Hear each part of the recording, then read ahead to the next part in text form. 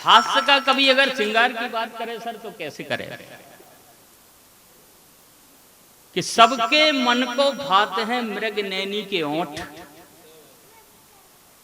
देखिए हास्य में श्रृंगार कैसे होता है। बड़े सुधी श्रोता बैठे हुए हैं, जानदार श्रोता हैं, तब कहता हूं कि सबके मन को भाते हैं मृग नैनी के ओंठ, और यौवन में अदरक लगे और सूख जाए तो सोंठ। तो स्थितियां हैं साहब, और स्थितियों के बीच बात होती है, कविता हो जाती है। हास्य व्यंग का बड़ा कवि बैठा हुआ है सुशील कलवार, जिनके बारे में मैं कई बातें बता चुका हूं। देश का हास्य व्यंग का बड़ा कवि है कि हमसे हमारे, देखिए व्यंग की कविताएं होती कैसी कि हमसे हमारे क्षेत्र के नेताजी ने कहा, हम अपने क्षेत्र के नेताजी की बात कर रहे हैं। हमसे हमारे क्षेत्र के नेताजी ने कहा, नटखट जी हमारा भी अभिनंदन करवाइए।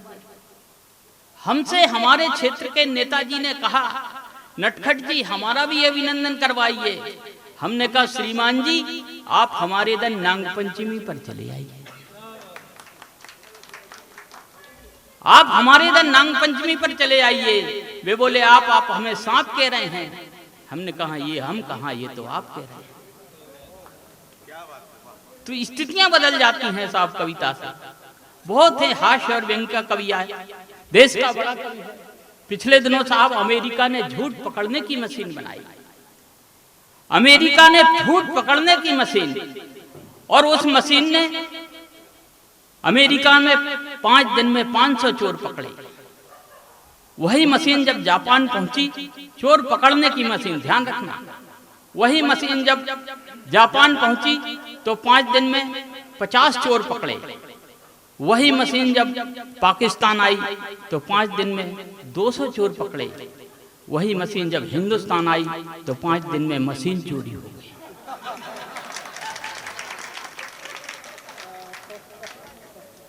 तो स्थितियां हैं साहब। मैंने कई बातें बताई कि कविता सुनने के लिए कई बातें आना जरूरी होती हैं। देश का बड़ा कवि है, हास्य और व्यंग की बात करेगा, आपसे हंसते हंसाते कहने की कोशिश करेगा। मैं अपने छोटे भाई मैं बता दूं कि ये प्राइमरी में प्रोफेसर है, प्राइमरी में प्रोफेसर पढ़ाता है। और सब स्थितियां आजकल तो ये हैं कि जब तक स्कूल में धुआं नहीं उठता तब तक बच्चे जाते नहीं हैं। हाँ, बात समझ में आई हो तो आपकी प्रतिक्रिया आनी चाहिए।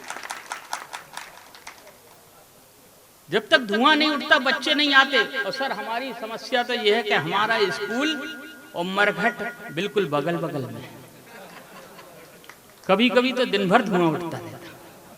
एक बार जोरदार ताली बजा।